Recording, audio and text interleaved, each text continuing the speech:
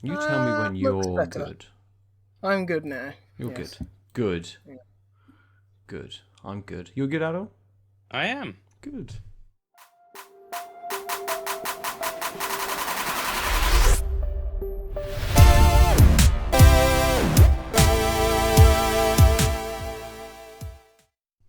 Welcome then, friends, to Tanked Up, the podcast where everyone's good.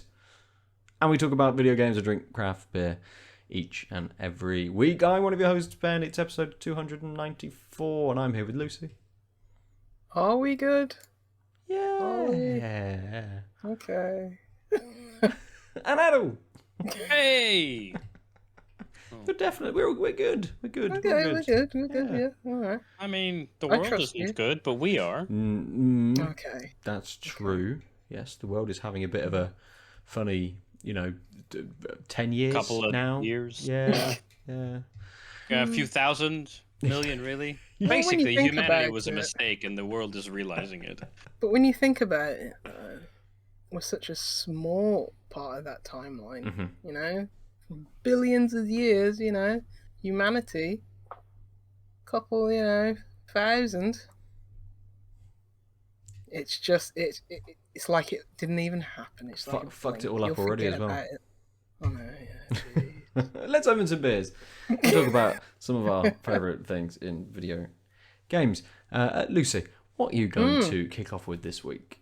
I'm gonna kick off with the only beer that was cold in my fridge. We'll see how it goes if I want another beer, because this is a tall boy, Nice. as we all know, from Arbor, and we'll see if the others cool in time. Mhm.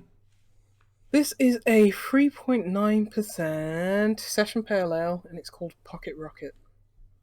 Nice bright yellow can. Yep, it's 1 pint.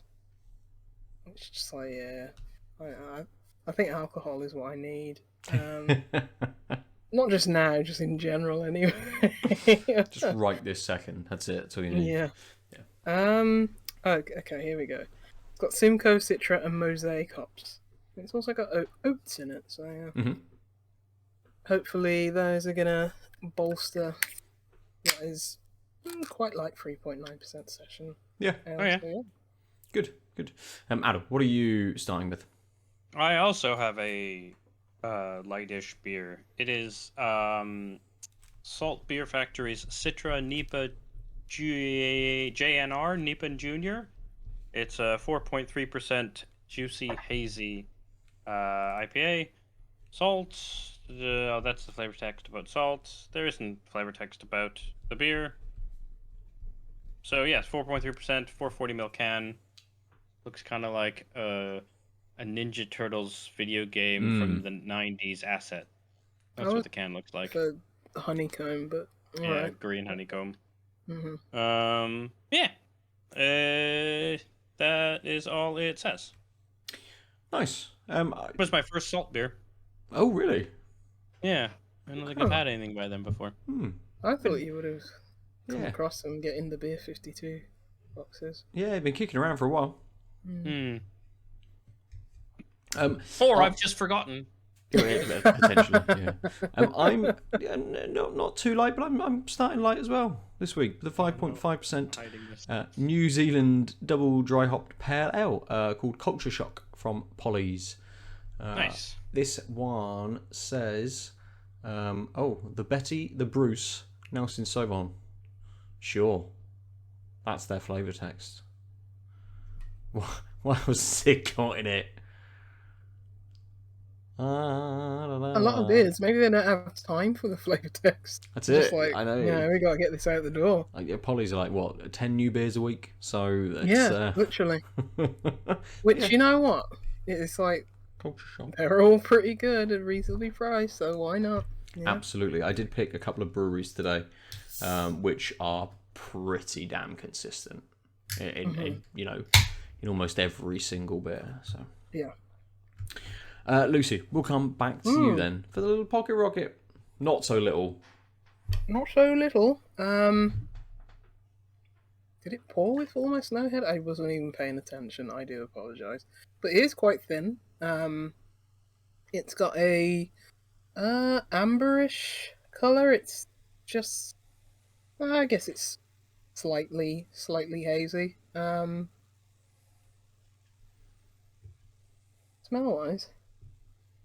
it's got a nice. What's that fruit that I'm smelling there? Might just be a bog standard one. You know. Oh yeah, the bog standard fruit. Yeah. Yeah, the ones that you'd usually see in supermarkets, but Banana. I don't know.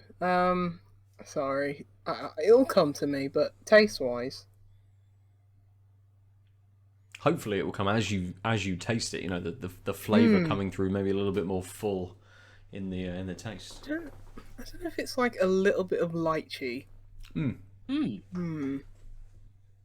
There's a fruit that I just can't put my finger on. I But, haven't seen a lychee in the supermarket for years. yeah. What supermarkets aren't you going to? All of them. That's fair. But it's got a nice balance to it. It's got a little bit of bitterness at the end. Nice bit of maltiness. There's, as I say, there's like this very slightly perfumey, fruity flavor to it, which for 3.9% it's more than you expect for such a low alcohol beer. Don't know if the oats are doing much. It still tastes quite thin. The mouthfeel is quite watery, not in a bad way, but it is quite refreshing still. Especially when you're having a pint of something, it's like, okay, probably don't want anything too heavy, but yeah, it's I think it's a really well balanced beer. It's doing a lot with the fruit for such a, as I say, low percentage beer, but it will come to me after I think about it and drink some more. I may have got a whole pint to go through, so if it doesn't come to me by then, something's seriously wrong. but yeah, it's a beer I didn't have that long ago. I mean, a couple of months or so. Not like yesterday, but several months ago. Because again, with it being Arbor, it was available around the corner. So Pocket Rocket being that lower percentage was one that I sort of picked up every time I went in the shop, sort of end of the summer, beginning of sort of the autumn, and it is the thing that always stood out to me was that incredibly floral note. Yes, I think that's I was just about to say. I'm getting this piney bitterness now at the end. The bitterness is, I'd say it's more bitter than anything else now that even though that my palate's acclimatized to it, it's like, I'm getting quite a lot of bitterness on the end. So yeah, and I was like, maybe pine is what I'm thinking. Maybe it's not any fruit that I'm thinking of, because I was thinking it's a bit zingy. It's a bit.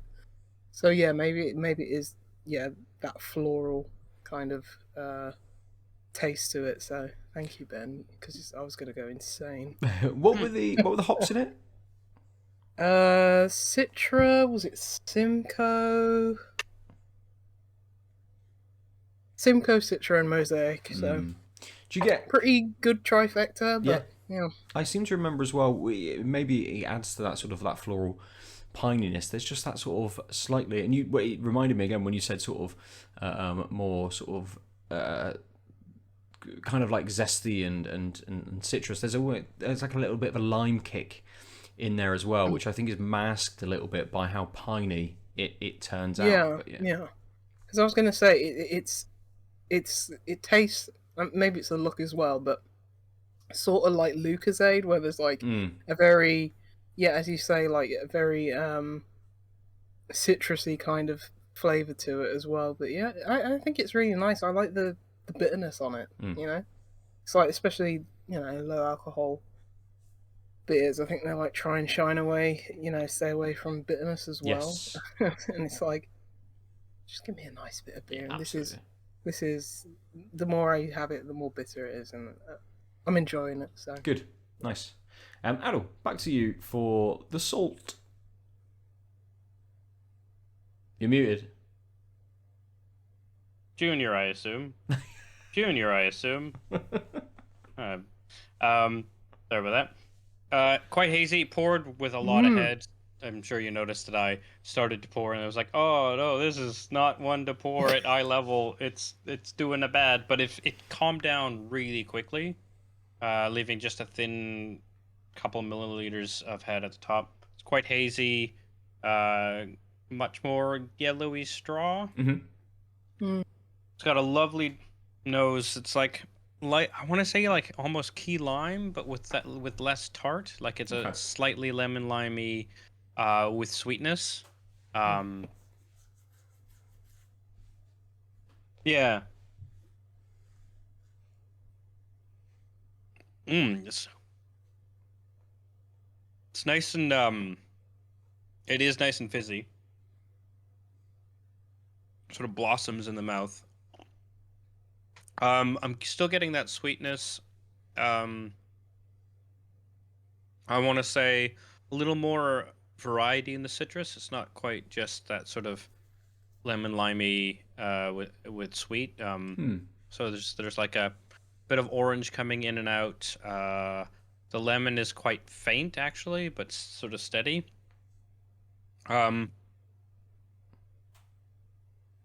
Is it quite a kind of like a big flavor? Because the way that it looks, it almost looks like, you know, not weak squash, but it looks really, really light. Yeah, it's so like I said, I'm really glad that it is as carbonated as it is, because that helps the taste come out, because it's quite light. I was gonna say reserved, and that's not quite right. It's quite light in the taste profile. Everything, like the curve, is sort of quite low down. Now that I've had it though, it's got a lovely lingering bitterness. Nothing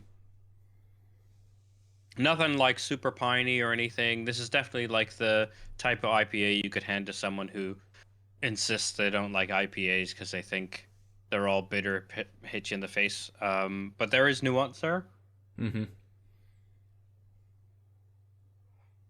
there's quite a sweetness in the beginning. You know, it fades a bit, and then you're left with this sort of.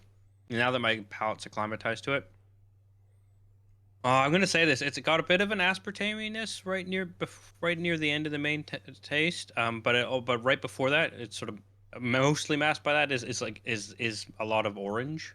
Okay. Right, so I'm getting like more navel orange notes coming through than I was before. But then there's this aspartameness, and then there's a nice low-key bitterness. Excuse me. It's quite fizzy. Yeah, and again, I wish the bitterness had a little more depth. So far, it's kind of flat, just like, oh yes, I have had a beer. It's not like, it's not like a lingering pininess or like even like a citrus, like grapefruity bitterness. It's kind of like, yes, there is some beer. That's also kind of, there's a light maltiness near in the finish as well, but very light. Malts aren't really. This is not a malt forward beer. Yeah. So far, it's. I mean, it's 4.3%. It's a junior NEIPA. It actually makes sense calling it junior because it does feel like a scaled back one. Like you've got those similar notes, but everything isn't like in your face. But yeah, hopefully that finish develops as I drink the can. Nice, good. So you two are drinking the same beer. Almost. It's kind of mine does come through a little bit pallid on the camera, but actually when I take it sort of away from the light, it does have a little bit more of an orange sort of note to it. But it is quite a pallid sort of beer, but it's got a lovely big nose to it. Very sweet, very fruity. Almost a little, again, just a touch of kind of a floral sort of note in there as well. It poured with almost no head at all. And obviously that came through as well because I could just pour it straight up to the top of the glass. But that's lovely. That's very, very easy. Incredibly so. That sweetness comes through straight away. But it's also accompanied by just a really light floral note, which again is kind of a little bit sort of tropical, a little bit sort of citrusy, and it kind of mellows out into something a little danker. So that floral note is kind of big and light and airy, and then it sort of comes down and grounds a little bit and becomes just a touch earthier and a little danker, whilst that initial kind of sweetness, that very sort of fruity sweetness, is just kind of cutting through the entire flavour. And it's very dry and leaves me then with just that bitterness, that earthy kind of dank, moves again into a bitterness. Like the flow on this is lovely. Like it works really, really well. And I think that works well again because it's got that sweetness which cuts through everything and just sits very nicely through, just taking you through that little flow. I like a beer with a good journey. Yeah, me too. It's one of my favourite things. Like, there's beers that are like well balanced, but when they take you on a little journey. Yeah, absolutely. Nice. And it'd be really interesting to know what else is in this, whether it is a single hopped. I know it says New Zealand double dry hopped pale, and it's got Nelson Sauvin in it. It'd be interesting to see what else has been balanced against this, against the Nelson Sauvin. And I can get the floral, those lovely notes from that in there. Is it a touch of grape? Not so much in this one, but again, that could be that little bit of sweetness that just sort of cuts through as well in there. It's if it is just Nelson Sauvin, that's doing a hell of a lot. So it just, that's impressive. Yeah, it would be very impressive if it was just that. It doesn't tell me any further kind of, apart from the allergens, it doesn't list any of the other hops, just hops. I don't remember on Polly's beers, if, with that kind of tiny little bit of flavour text and what it is, whether it usually does list all of the hops in their beers. Yeah. Because when you said dry, I was like, well, usually associate Polly's with very, fruity, wet, kind of beers. But yeah, if it's Nelson Sauvin, then you would think, well, it's probably going to have some vinous like qualities to it, maybe a bit drier. So yeah, good. That's interesting. Yeah, it is. It's very, very good. And it was, again, with it being, I don't know, but Polly's do, as we mentioned, knock out so many beers. But for a 5.5% pale, 440 ml can, I think it was about £4. It was barely anything. I said £4 not barely anything, obviously. But in terms of beers of this quality at that kind of level, you're talking sort of more $6.50 perhaps with other breweries. So Polly's knocking out a really good beer at an incredible price. They've kind of like supplanted what Cloudwater were for that reasonable price. Their beer's gone up in price recently. Don't see as much Cloudwater nowadays. No, I don't either. Probably producing less, but more for places like Tesco and stuff like that. Possibly, I don't know. So yeah, I think they're fully in that space now where it's like affordable, and you're gonna get a really good beer. That's not quite on the level of maybe like a Verdant or a what are the ones in Bristol? Is it Lost and Grounded I'm thinking of, or the other guys? Oh, Left-Handed Giant. Left-Handed Giant, yeah, those are the ones.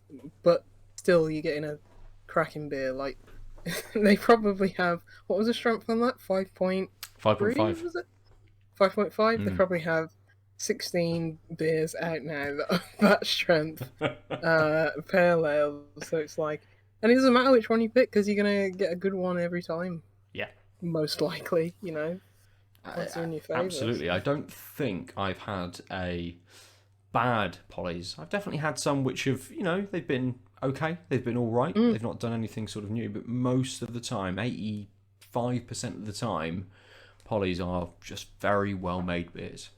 Yep, absolutely. That's a good way of saying it. Good. Cheers, everybody. Let's knock these back and enjoy them.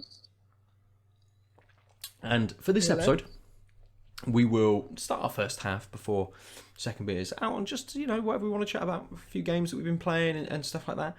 But for the second half of our episode, I have now finished Inscryption as well, and I know that we've all been kind of dying to talk about it and get into it.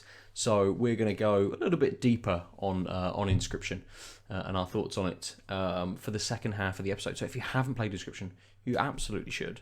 But stick around, listen to our chat about what we've been playing, and the beers. But maybe it'd be a good idea to duck out, because there's a lot going on with Inscryption, and we're going to get into it.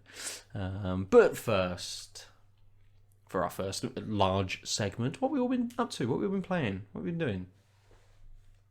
I was trying to play some games that I've got codes for. Trying? Trying and failing. Oh no. Miserably. Why? Because I can't stop playing Chivalry 2. Fantastic. I probably played about 25 hours. Right Oh, now. wow. Yeah. In the last... When did I download it? I think the free weekend started on Friday or something like that. So, I played for the free weekend, and I was like, this is just dumb fun. Bought it using Microsoft Rewards points because it was on sale as well. It's almost like they planned that with that free weekend. Well, they've got Microsoft money, so that's all that matters. But yeah, it's if you couldn't tell from the name, it's about Vikings and medieval times. It is a, would you call it massive multiplayer? I don't know if you would. I think you can get up to Battlefield size teams. In fact, didn't that go up to like 128 at one time? It did. The new Battlefield went up to 128. I think Battlefield has just not recalled it, but they've just put out a new mode which is only for 64, I believe. Yeah, because it's not enough anarchy otherwise. And there's not 128 people in the world playing Battlefield 2042 right now, probably. So yeah, but the biggest multiplayer match that you can get on this is 64, so 32 versus 32. It's a hack and slash sword combat game, and as you guys both know, I don't like multiplayer games really. It's like gaming, something that I do. I've said this a lot, all the time. Something that I like to do on my own time by myself because I'm a recluse, and that's how I unwind usually, just with games, playing it that way. When I do play multiplayer games, I always have a good time, but still, I'm just like, I'm just thinking, but I could just be doing this myself, by myself. But yeah, this is a game where it can be very cooperative. I mean, most of the modes that you cycle through is there's classic team deathmatch, but most of the modes are okay. You're laying siege to this town of your enemy faction, and you're having to plant explosives on ships, destroy trebuchets, burn down villages and pillage gold and stuff like that. And one team's doing the attacking, the other team's doing the defending. And yeah, I am never going to turn on voice chat because that is a notoriously bad community. Like, a lot of racists playing that game. A lot of not tarring with the same brush, but a lot of people from Eastern Europe who don't have, very enlightened ideas about people from other races or disabilities or sexual orientations. I mean, it's one of just those look at the football. Is it? If you want to, see tribalism at its best, and so yeah, I'm never turning on voice chat, but it's a game where you don't have to turn on voice chat.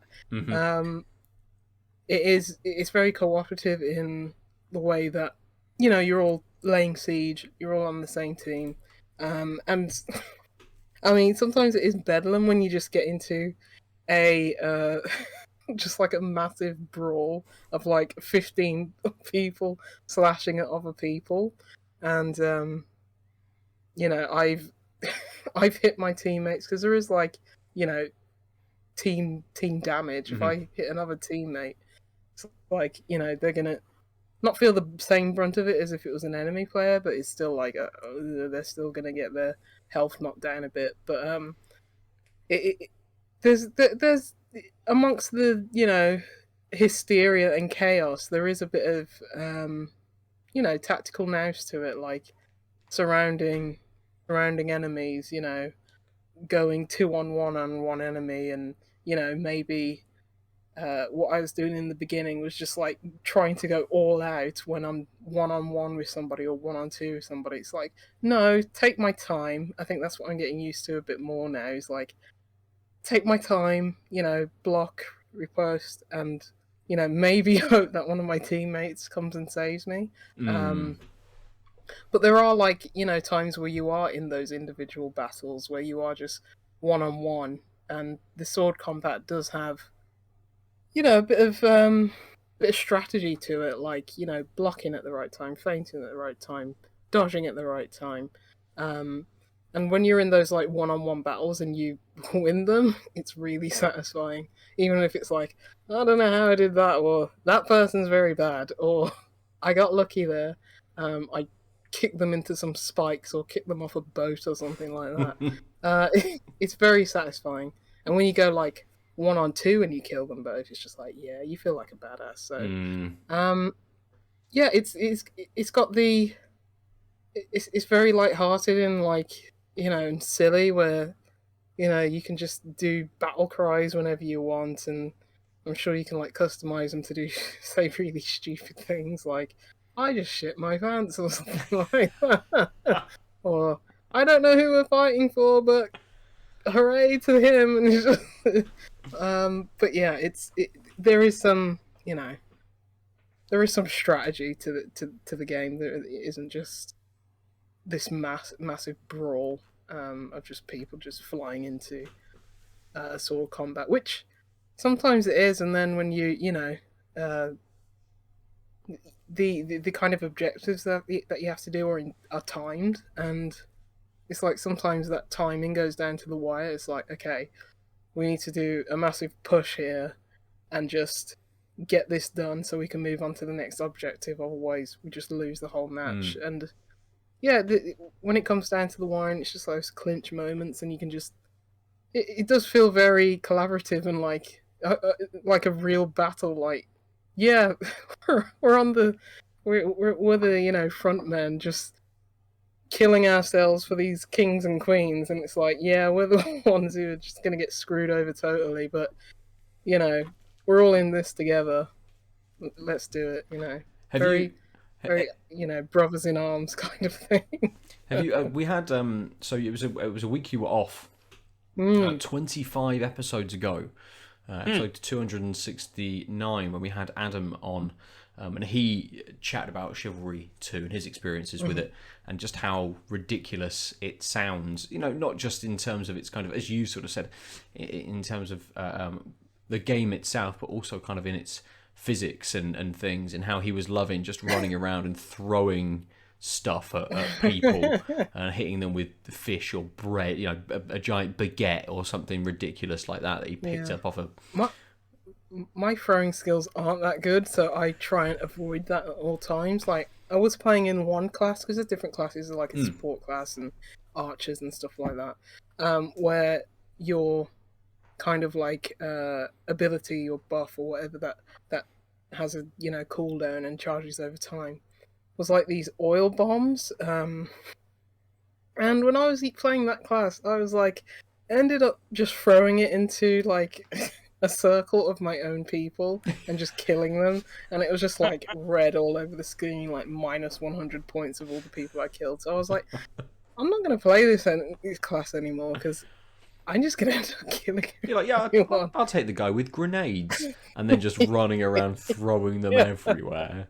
Yeah, and I'll literally just throw it at my own teammates. So I started choosing the class that it's like I can heal people. I'm now a healer. Instead of killing my own teammates, I can just throw med packs at them. So it's just like, it's okay. but yeah, it does have, you know, funny physicsy things. It works really well. It's not broken by any means. I do have issues now and then where it's like, okay, it doesn't save my customized character every time I go into a match, and I don't know why. And it's just like, okay, I had to like uninstall the game and reinstall it today. Fortunately, it's only a 16 gig download. So yeah, little bit of, you know, strange things going on, but it works really well. Like, and there's quite a lot going on. You know, not just with the 64 players, but just like the kind of environmental things, like blowing up the ships. And it is funny. Like the first time that I realized I should have probably got off the ship before it blew up, and my body got flung like all the way across the map. Just, but yeah, it works really well. So pretty impressed by the whatever tech they're using. And it looks nice. Looks really good. Playing on the Series X, and the lighting off my armor that I've given my lady warrior. It's all right. It's good. I think Adam's playing on PC. It'd be interesting to know if there's sort of like crossplay There is, as well. Yeah. Good. Yeah. So and, in theory, I was gonna you and just Adam turn it could off. get together and play a game. Yeah, I theory. don't know how that. I don't know if you'd like both have to initiate a match immediately. I don't know how many people are playing this game, so I don't know what the odds are of getting into the same match at the same time. But yeah, it shows you if someone's playing on PC or console, and obviously the super nerds are playing on PC. You can disable crossplay. I haven't tried it. I was like, I'm okay. I'm okay doing this. If people are on PC are better. It's one of those games where it's like, okay, I'm, you know, sometimes I'm like all over the table. Sometimes I can be like bottom, well, not quite bottom, not that bad, but you know, sort of somewhere in the bottom third. Sometimes I'm like in the top 4 or 5. Sometimes I'm like mid-table the whole match. But it's one of those where it feels like, okay, it doesn't matter how many kills or takedowns I get. Or how many points I rack up, because the points are only like, okay, I revived a player, I healed a player, I, you know, I did part of this objective, I killed this many players or took down these many players. Obviously, the points are weighted in, you know, taking down like, you know, to a revival state of a player or just killing them outright. Those are obviously what gets you the bigger points, but even just, okay, I'm gonna run over here into five, you know, enemies and just distract them and just get killed immediately whilst you lot are planting. Whilst you lot are planting bombs over there. So it is just like, okay, that's not gonna count as points, you know, but it's still something I've done to help the team. So it's one of those where it's like, not too worried about the, you know, leaderboard. Like in Call of Duty, I'd be like, you know, pressing, you know, the select button every time to see, okay, where do I rank? If I'm not number 1, I'm angry. I should be number 1. But yeah, so it's good. I'm enjoying it. It's one of those where I can just switch my brain off, listen to a podcast, not think about the world, and just hack people to death. Sounds great. Yeah. Just to very briefly, I've had a very similar experience, but almost incredibly opposite, in that I've been playing a game where Surgeon Simulator, you're stitching people together. No, stitching the limbs back a game where I can just switch off and sort of listen to a podcast and stuff. I've gone back to Megaquarium. I saw you did, yeah. Yes, because I got a code for the new update, which I forget the name of. It's called Architects and Engineers or something like that. Sounds like up your alley. Yeah, absolutely. And I saw that you could start making like tunnels, and you know they had different sort of like tank types and things. And I played none of that. I've just been running back through the main campaign to get to get grips with it again. And remember what the fuck that game, you know, how to play that game. But it's such a chilled experience. As we sort of had spoken about it before, it's kind of kind of like a passive game, but you can sort of, set a few things up and then leave it for a little while, accrue kind of the points you need for getting new sort of species of fish and equipment and those kinds of things. So it's been very easy game to go back to, but one that, I can just sit here and chill and listen to something in the background whilst playing that, whilst doing emails or doing a little bit of work and things like that in the evenings. So that's been a nice sort of change of pace from Resi and everything else that I've sort of been bashing away at. But that's kind of that, and Resi 8 is still taking most of my kind of gaming time. I did notice, I can't remember whether I mentioned this, there was a trophy for beating the game in like 3 or 4 hours. And I think I'm, I don't know how long the game kind of as a standard is on a first sort of playthrough, but I'm like 10 hours in. And I'm nowhere near finishing. Well, That's mark of a game that actually grabs you. I mean, unless you're into speedrunning, I don't mean to yuck that yum. I just mean generally, if there's stuff to do and you're taking longer than one of the fast achievements, that's a good thing. That's in Resident Evil they often put do it in this much time, use so many ink ribbons, Yes, so only save it once.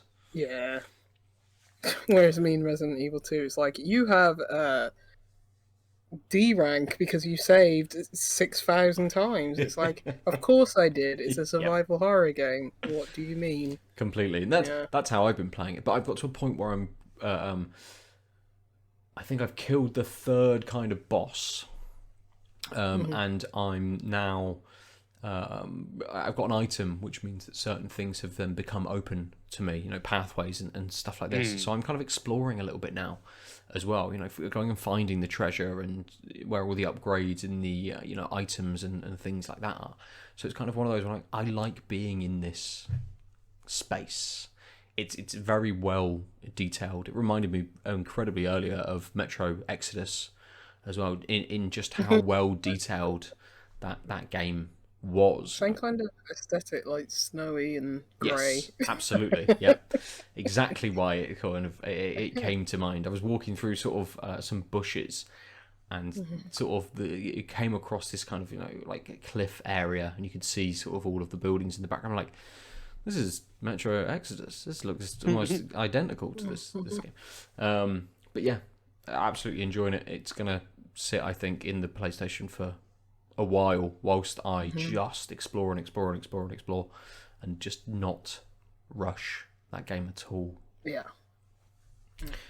But that's me. That's all I've been playing. Aadil, we'll come to you. What have you been up to the last sort of week or so? Not a lot, but it's sort of talking about putting on a podcast and losing time. I've been doing that with Moonglow Bay. Oh yeah. But with these relaxation games and knowing gameplay mechanics, I caught myself in a trap, which is I don't particularly like the. I wish. I don't particularly like the cooking mini games. They're okay. I got better at them. You unlock a new knife later in the game that is a much harder to time mini game, such that I can do everything pretty much. It's just time, right? It's not. I almost never don't. So basically, if you get do everything correctly in the list of mini games, you get a 3-star thing. If you fuck up a thing, you get 2-star. You fuck up a few things, you get 1-star. And with the filleting knife, it's like a bar that just goes across. It turns out it bounces back, but if you don't time it to get into the green, or you wait too long, it goes in the red. That's it, and it's really quick. I've made up lore for this now. So because usually, the more you cook, the better you get. Well, so this is I am better with the filleting knife after I unlocked it, but I also realized one of the reasons that I was frustrated is because I totally missed a thing, and I think this is a bit of the UI and the game not holding your hand and maybe a time it should. There's an auto cook. If you so if you 3-star a recipe three times, you get 1 star on the recipe, and it sometimes unlocks a new recipe, which is a really good progression for cook these things, see if you unlock things. And sometimes if you 3-star the recipe, which turns out I've done the maths, it's 9 3-star cookings. That's right, I said 9. You get 3-star, you've mastered the recipe, and it often unlocks something. And some of the recipes are clearly like crab rice, and then any fish rice. You need to finish this crab rice all the way, master it to go to the intermediate rice bowl thing. So there's like a progression in the recipes, but sometimes it's just like, when you finish this, you've unlocked that, which is fine. It gives you a reason to craft the non-economically perfect recipes, because like if you're halfway decent in mental arithmetic, you'll be like, well, that thing's not worth it. I'll never cook this thing. But I realized this, and then the key is, if you 3-star a recipe, you can auto cook. But and here's my top tip: to 3-star the recipe, you need to cook through the recipe 9 times, which means batch cooking is your enemy until you can auto cook. Right. Because what happened was, I was like, it turns out like you can give your like one person wants like tuna sashimi, and if you give enough of those to them over a period of days, you'll get a stamp in your book, and that's part of one of the quests, presumably. Like, that's progression in the town. But of course it's like, oh, this person wants that. I know I need 5 of these because you give them 5 and then they stamp your book. I'll just make 5, which was 1 cooking towards my thing. And when you unlock the fish market, you can buy upgrades to make bigger batches, which is great when it's like, oh, the town needs 20 grand. Oh, I've got a couple recipes that take any fish and make me 150.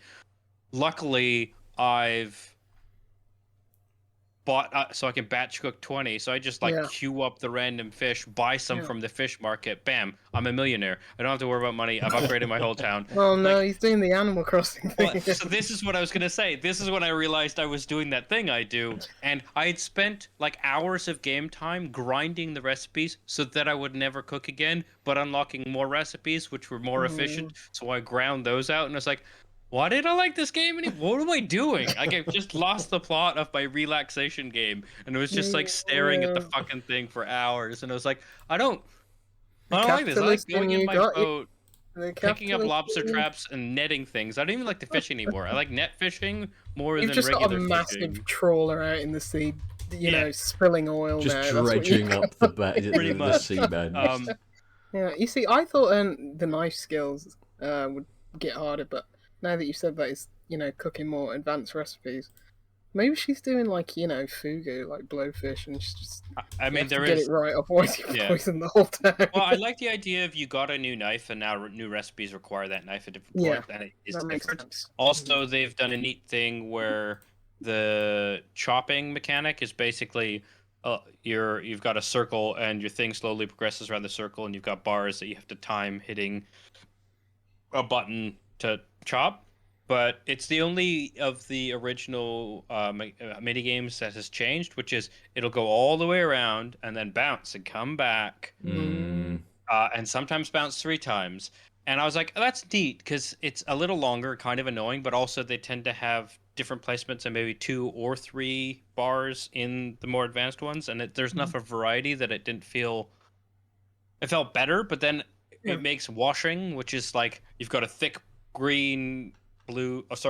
thick blue rectangle that slowly moves around, and you've got your thin yellow rectangle that has to stay within it, and it's just 20 seconds of slowly track. Like, it's not hard, it's just time consuming, which I think it'd be fine if you weren't some asshole who tried to conquer all the recipes in one sitting, because then I was just like, fuck, washing takes forever. Yeah, she just wanted to invigorate the town, not like destroy it through, you know, mass fishing. But I think she does. If you I'm gonna do right by my loved one. I will destroy the ocean that she loved so much. It's this talk of kind of like cooking. It got me thinking. We commented on and saw a trailer during E3 time for that kind of that cooking narrative game about an Indian mum who moves to Canada with her family. Another Canadian game. Yeah, and I've just tried to find it and Googled it. Yeah, Vember. I completely forgot what it was called. I'm glad you knew, Lucy. I could have just said it rather than having to sit here and try and find it through Google.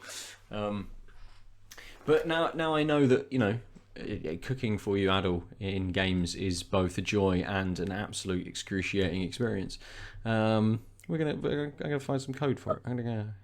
I think it's developed and published by Visai Games. What I do always like is those very crappy mobile games. They put a ton out of them on Switch as well, but ones where you're not even cooking. That's more cook serve delicious and stuff like that. But just where you're just pressing buttons to like assemble burgers, and just like those are always cathartic to me. So. Yeah, it's like what if a rhythm game, but you didn't have to have rhythm. Yeah, which Can I I don't. interest you in this? I am tone deaf, so I can't play rhythm games practically. So You know, rhythm isn't about tone. It's about timing. Yeah, I don't have that either, so I'm useless in every I've seen your single audio way. files. Exactly. Play that back to me backwards, and just like, this sounds fine. Yeah. 8 times speed, just like, this sounds fine. Yeah, this is everything's fine. Just every computer's on fire, speakers are just up in flames. It's fine. It's fine. Yeah. Good. Has anyone got any other games that they want to mention before we kind of jump into new beers or launch into, you know? I'll briefly talk about Subway Midnight because it's one of those that I did get a code for. Around Halloween. Yes. I think it's called Subway Midnight. I was getting mixed up. Midnight Subway. I think it's Subway Midnight. And it was like the perfect game to start around Halloween because it's just, I don't know how to describe it because I'm not that far in it. And to be honest, the start of the game I was like, what am I doing? Am I doing something wrong? But you basically start on this subway train car. It's very. I love the style of it. It's very like dark neon-ish, and it's got this kind of Paper Mario look to the character and like the way they move, and it looks like this little cardboard cutout moving around these more 3D environments. So it's got a great look to it, but the start of the game, you're going through these train cars, and it's like, okay, I'm going through these train cars, nothing's happening. It's very dark and eerie and moody and atmospheric, but am I looking for something? Is something meant to be happening? And it's like, okay, I'll keep going on to the next, going through the car, keep moving in through the car, and it's like, this feels like an infinite train, and then you get to like the subway station, and then you're moving around this empty subway station. It's like, what am I doing? And it's like, kept going, went back onto like a subway car, and it's like, there's nothing here. Oh, really? Like, yeah, and it's like, what am I doing? Unless the game bugged or something. I was just like, what am I doing? What am I doing? And I tried to go to the Steam like community page and not try and look for spoilers or anything. Just like start the game, just like, what am I doing? And it's just like a lot of people are like praising the game that they like it, so it's like obviously there's something there. But I was just like, these people obviously. I think these people have like followed the development, and it's like they were really excited for the game, so they're just like, it's awesome. Yeah, I was just like, I just want to know what I'm doing. But yeah, I eventually got to a place where it's like, okay, I think I'm saving the dead souls of children. I think I think like each set of like train cars has like this. I mean, they're very abstract puzzles. I guess one was more platformy, where it's like there's this ghost shark on the train, and it's like I'm having to navigate around the ghost shark, and it's like, okay. And as I say, it's very, very strange. I love the vibe of it, and that is what will keep me going. I want to get back to it, but it's like I'm not sure what to make of it right now. It's very strange, and that start. It's like, what am I playing? It's like, am I playing a game right now? Like incredibly slow start to something. Did it build tension in any way? Was it literally just you're wandering around going, what am I meant to be doing? Yeah, and I guess that is if it wasn't a video game, you're like looking for interaction and something to do because we're wired that way. Yeah. It's just like, what am I doing? But yeah, absolutely, definitely builds up that tension. It's got the sound of like the wheels scraping on like the rails and stuff like that, like the sound that you hear, like the swaying back and forth of the train cars as they're going along. It's very, the sound design is really good. And yeah, atmospherically it's gripping. But yeah, so I'm gonna look into this a bit more because it's one of those, like, because I think I was playing it and around the time that I was starting Inscryption, and that grabbed me. It's like, but I want more. Okay, some weird games where you're not quite sure what's going on. So yeah, I think this will definitely fit that mold when I stop playing Chivalry 2. So yeah, nice. It looks interesting. So yeah, absolutely. I love how kind of a lot of it is super dark. At least from what you see in kind of the trailer, lots of it is really dark, and then suddenly you just have these fantastic splashes of color to certain sort of scenes or things, to be determined what those bits actually are, I suppose. But yeah, it's got this like psychedelic kind of look to it almost, and the way that sort of some of the images kind of twist and turn and those kinds of things, the way that they've used sort of the camera and that as well definitely brings that vibe to it. So yeah, it's super interesting looking game.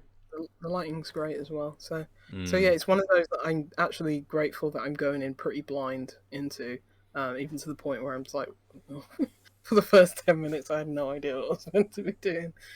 So yeah, looking forward to seeing what the hell is going on with those ghost children. Good. Let's then move on. We'll open some more beers.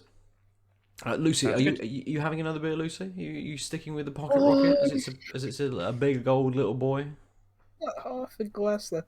I'll see. I might duck out and get another beer a bit. Sure.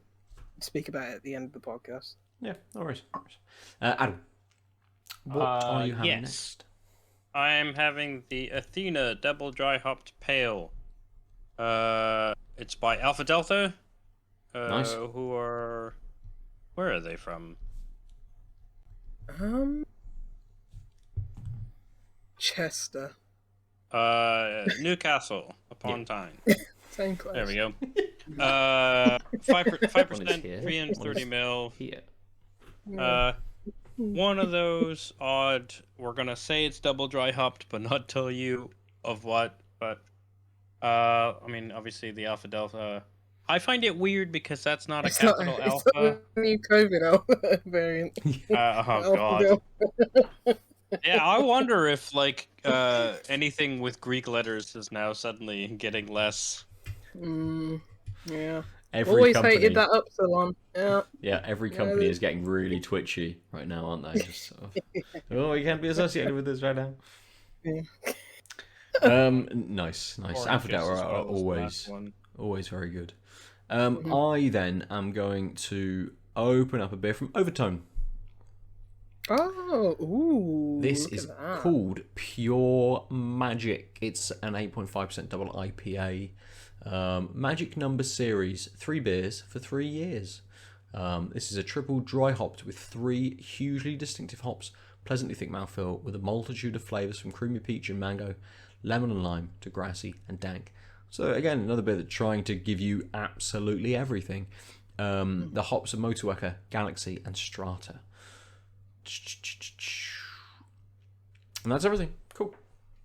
And again, as with Polly's, everything I had from Overtone this year has been kind of like top notch. Really, really good beers. I really enjoy them. Yeah. And both breweries, again, super simple can art, but like as soon as I saw this, I'm like, oh, like what's that? And I like turned it very slightly. I'm like, yes, it's Overtone. I'm gonna buy it.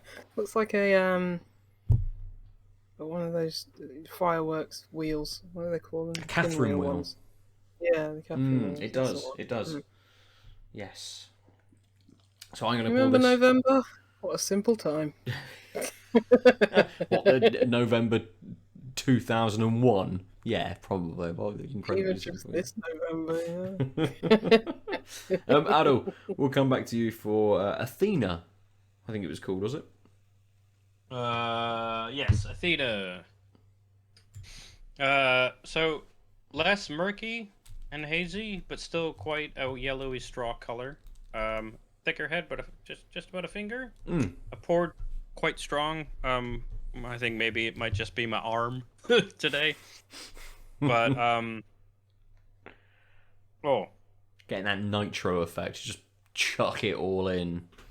yeah, who needs a fancy new Guinness, whatever stupid technology they've got lately? Have you seen the weird? I need to try that one day. The at-home draft thing, the evolution of the widget. But it needs special cans. You have to pay 25 quid for the magic thing, and then you need to get special cans in order to make NitroSurge. I was putting it in Google, and I was like, that sounds like the stupid name that. Oh yeah, that sounds like someone came up with a way of giving you draft type Guinness at home, and then the advertising people were like, "Oh, we've got to sell it as." I was like, "No, people who want Guinness at home at draft quality are not looking for NitroSurge." Yeah, maybe they are. I don't know. It looks like a dumbbell with a nozzle on it. Yeah, it's a very strange looking device, but apparently it's incredibly close to draft. I mean, that's the thing. I was about to say, all kidding aside, to get something that's like, actually tastes like something that's been on draft, that would be alright. The only thing is, like, I don't know if I just want the Guinness, though.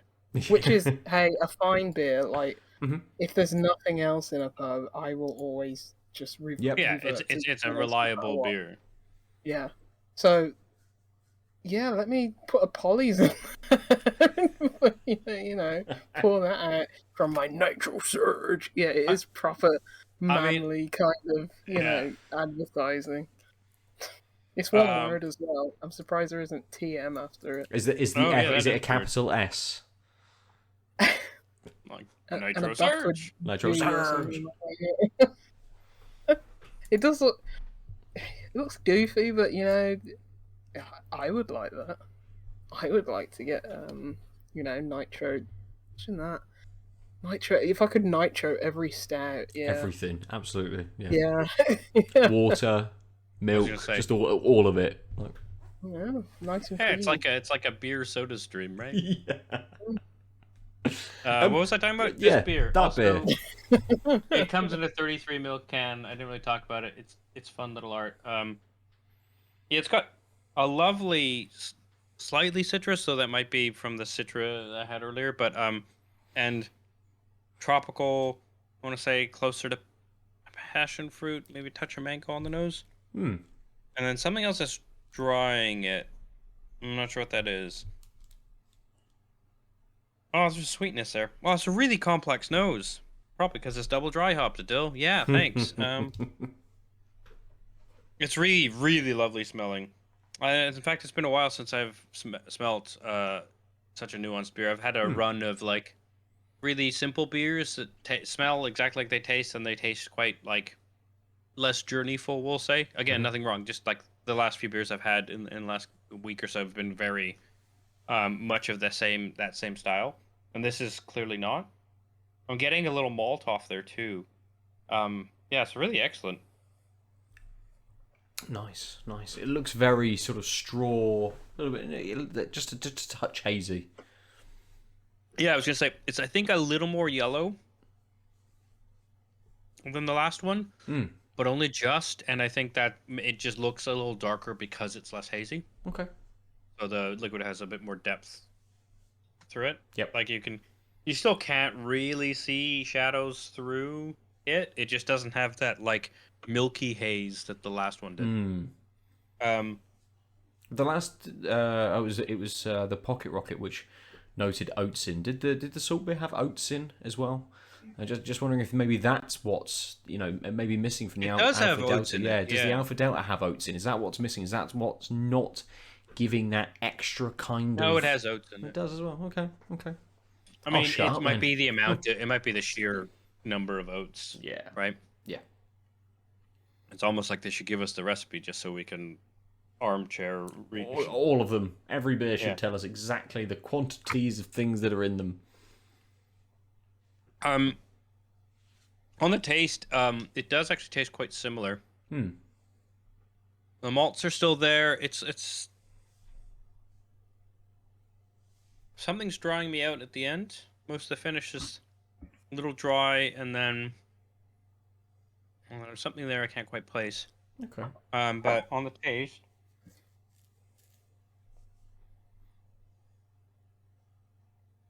getting a slight sweetness, almost kiwi-like. Hmm.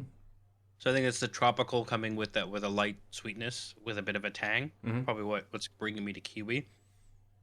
It's quite compared to the last one, even though I think this one is 5%, so it's more alcoholic, but it's thinner in mouthfeel and texture. Mm-hmm. It has a bitter finish. It's drying me out. It's got a lovely. It's very beery. But I think its actual main taste is more reserved. Okay. Like in the sense of it's I'd say more reserved. Yeah. Whereas the last beer was lighter, this one is Yeah. more reserved. Yeah. Yeah, exactly. Yeah, so it's got that like kiwi on the finish. The main taste is kind of that tropical that's there in the nose is there, but barely. Like I'm looking for it. Mm-hmm. And there's almost no citrus notes. There's a slightly floral note as well, and then I can't tell what this. There's a note in the bittering that I can't quite figure out. I think it's because whatever's happening is it's drying out as well. I'm getting distracted Okay. by that. But yeah, it's this is definitely one of those. So I remember I said on the first beer, you could hand it to someone who doesn't like IPAs. Mm. This is a thing you couldn't hand to someone who casually drinks lagers as a beer drinker because it is drying my mouth out. It's bitter. Again, not like punch your face bitter, but like that's the finish. The finish is this light, very present, long, bitter, dry mouth feel. So you kind of feel parched and want to go back again. Mm-hmm. Yeah. I think because it's kind of light, it's hard to tell how much is my palate hasn't accustomed to it. But I think that's all I want to say about it now. But I might interject later if it seems that the Citra was sort of interfering. Mm-hmm. Mm-hmm. That's fair. That's fair. Lucy, we note you've gone and picked yourself up another beer. I will just give a quick note on this nose so I can actually start drinking the Overtone. Yeah, definitely. It's definitely got one of those more earthy, ripe fruit noses. And I know on the back it sort of said it was going to take me through a few different flavours, but the nose at least, very, very light, but it just has that touch of, more ripe kind of mango. That slightly earthy note to it. So we'll see if that's what comes across more in the flavour in a moment. But Lucy, what are you opening? You can drink yours first. If No, I'll drink it while you're telling me what you're opening. Okay. I was like, no point, just letting it sit there. But yeah, fair enough. This is a Omnipollo beer, barrel aged Mammut, which might stand for something in another language. I'm not sure what it is, but it is Mammut. Mammut, Mammut. So, linguists, tell me what that means. But yeah, it's got coconut, vanilla, hazelnut in it. It's an imperial stout, by the way. 12% from all the nitro talk. I was like, you know what? Like, fuck it, Got a this one. stout in the fridge. Yeah. I was like, I had a siren beer. I think that was a red IPA, and this, and I was like, you know what? Let's crack open the Nice. stout. Yeah, good. I'm so tired today.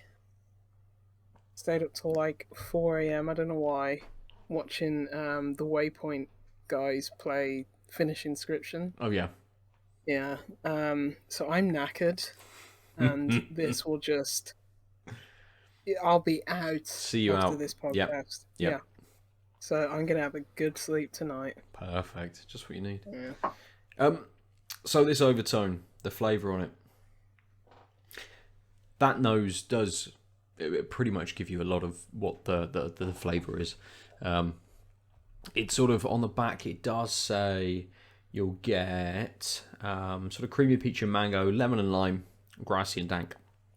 Definitely getting that very ripe stone fruit flavour, leaning into that danker, earthier, yeah, not quite as fresh as maybe grassy, but it's a little bit earthier to me than grassy.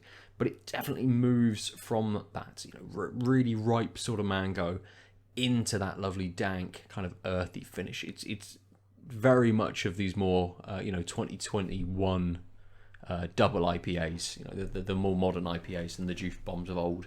But it's, as with Aadil's beer, it is a little bit reserved. Everything in this, all of the flavours, and there is a little bit of lime cutting through, kind of underneath everything, but everything is just pulled back just that little bit. It's not a big flavour. It's not hitting me massively. It's kind of just allowed to unfold slowly through the flavours, and I think is very telling of just a very well made beer.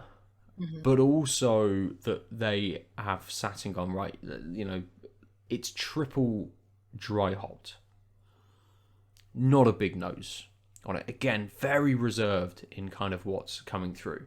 A little bit of a sort of a thick mouth. It almost gives you sort of what they have sort of described in it. A little bit different. But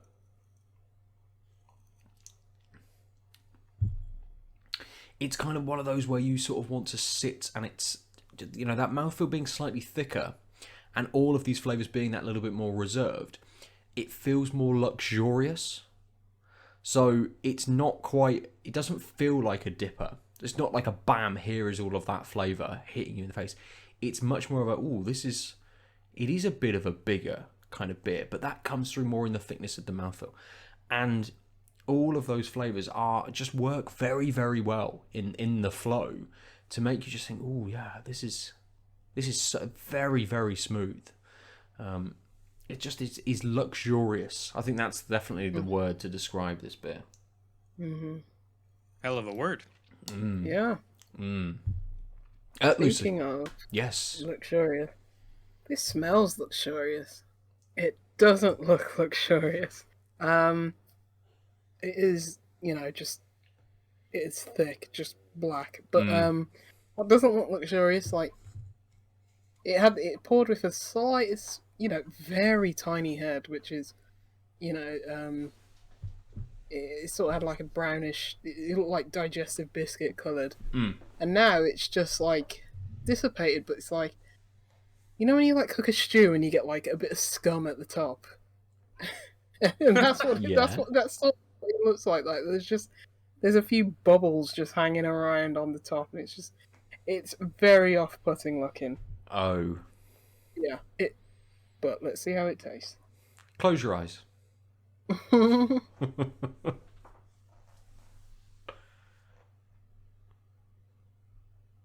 Despite what it looks like, that's a damn good beer. Nice. Oh gosh. I mean, I think by just how rich and luxurious it is, there's that word again, I think you can tell this is a bigger beer. But 12%, Nah, you can't tell that.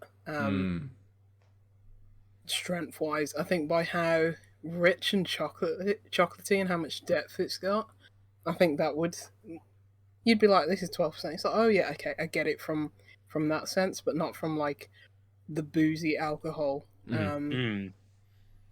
It's got a nice thickness to it, but it's not too. It's not like the stout that I had on when we recorded our end of the year podcast on Saturday, which was very oily and slick. It's got a nice bit of heft to it, a nice mouthfeel without feeling too oily and cloying, which is good. And the thing that I like the most about it is you can taste that hazelnut. You absolutely can. It's not something that like creeps in the background or, you know, develops over time. It's very much on the front foot in this beer, and it's like, I love nuts, and hazelnut is in anything is nice, really. So to get that in such abundance here is really nice. Nice. Let me have a sip. I could talk about this bit forever, so. That's it. Talk so much you don't actually drink it. Yeah, I was about to say, has it got vanilla in it? And it does. It's got a little bit of sweetness from that vanilla. Also got coconut in it, which I'd say hazelnut is definitely the most predominant flavour, the nut flavour in it. So coconut's just probably there, giving it a little bit more creaminess and just enhancing it a bit. Yeah, just heightening that sweetness, perhaps. Yeah, but it's not overwhelmingly sweet. It's very manageable. It's like, okay, I shouldn't drink this too quickly, but I still possibly could. Whereas, you know, the stat I had the other day, it's like, this is one to last, and you know, it could very much last a long time. This is dangerous because God, it's so tasty. You just want to keep going back for it, but you know the strength. You know it's 12%, but yeah, it's got a nice warming to it, but not too. It's not a, you know, scalding or burning alcohol heat that hits you at the back of your throat. It's just so good. I mean, Omnipollo, yeah, barrel aged, probably why it's got a lot of depth in it. As I said, looks terrible in the glass, and it's still leaving like some of that gum on the rim of the glass as I drink more of it. But don't let that put you off. It's very good. It's fantastic. I really like this. Nice, nice. Yeah, it doesn't have that kind of. Sorry, one more thing. Yeah, no. It doesn't have that like kind of plummy, like licorice kind of sweetness to it, which it very much has that kind of like biscuity kind of moreish, slightly more bitter taste to it, which I like in my stout. So yeah, this is good. I'm glad I made the right decision. Thank you for talking about NitroSurge. Sorry for this. It's really good. Really, really, really, really good. Amazing. Good. Let's then talk about something else that's really, really, really good. I'm going to update the Twitch details just in case people are coming across us as we're recording, so they can see that we're now going to be talking about Inscryption. If listener, viewer, you have not played Inscryption, go and play Inscryption.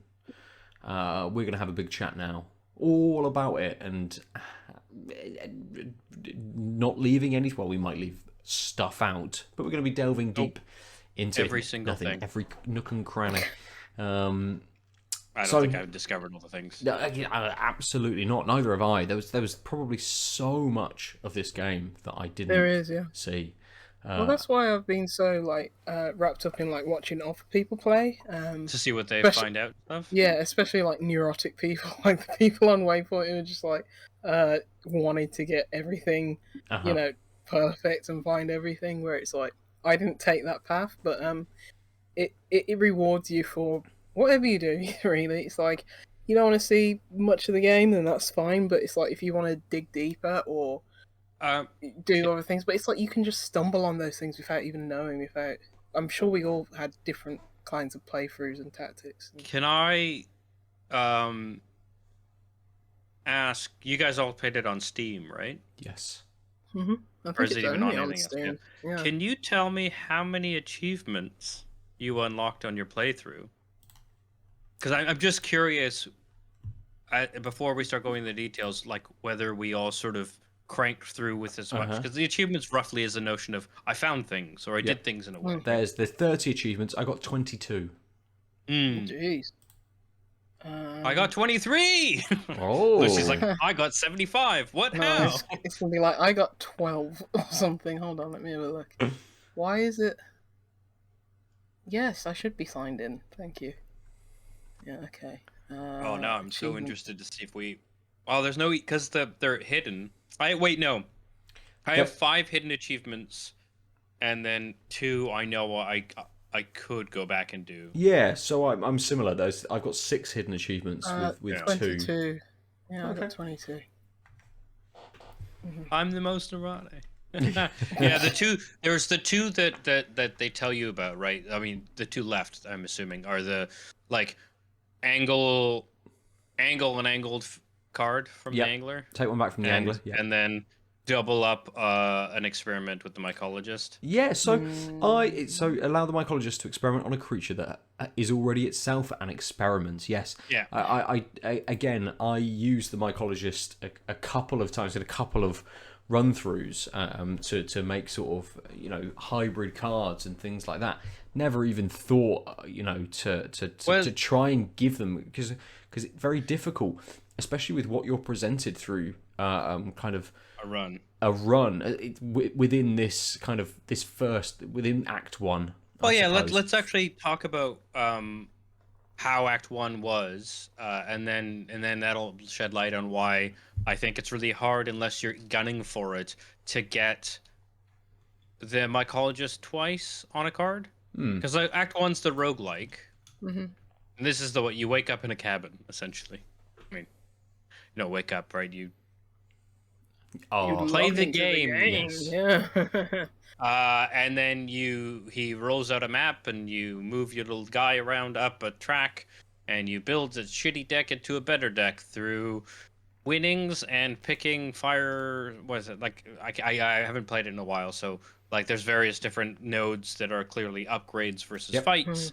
I think it's very Slay the Spire. I don't think it's I don't think it's really like dodging that at all. They're just like this is the template, we're gonna do it. I mean the Yu-Gi-Oh reference later on, he's obviously like, Yeah. He loves card games clearly, and he's just bringing all I just mean the roguelike meta game, the roguelike part, and then the actual but the actual game itself is like we've talked about it before, it's this grid where you have 4 spots. And they have 4 spots, and whatever you put down and will attack whatever spots in front of them, and you get to see what the enemy is going to plan. So you could not put you get foresight, they don't. It's asymmetric that way, and you try and win. And if you win, if you get to certain nodes, you can upgrade your cards, or get rid of cards, or get new cards. And then if you lose, I assume anyone who's listening to this and they already played the game. Hopefully. Oh yeah, I guess yeah. Well, or they don't care about spoilers. But like what I was going to go to, it's good to explain. Yeah. What I was just going to touch on this Act 1 on the mechanics is when you die, you basically pick a card. You make a card that is like you. There's like a death card which goes into a pool that you find out later exists in the world. But you make a death card and you get to say it's like you pick a casting cost, power toughness, and abilities of 3 cards in your deck as you died. Yes. So the better your deck, the better this card is. And it comes with you? No, it just goes into the pool. Yeah, that you can pick up from the places on the map. Yeah, so it goes into the pool, and then you can maybe get it later. But then you lose all your cards. I started making my cards really. When I died, I was like, I'm going to make it like really low powered because I assumed they're going to all be fighting against me. And that only happens once in like one fight.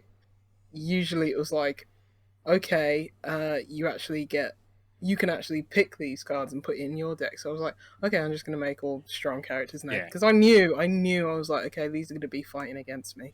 Yeah. But There's- that Can't only be too happens OP. once. There's a moment later in sort of the final part as well where you fight against a robot. CO3, Yeah, but you're Yeah. as they're acting as Golly, trying to connect Yeah. to the internet, and they're That like, was, you like, one should of my make a favourite card. parts, You yeah. should make a card for a friend, and I'm like, cool. Let's try and make the most overpowered card possible, and see what I can That's what I actually did. do.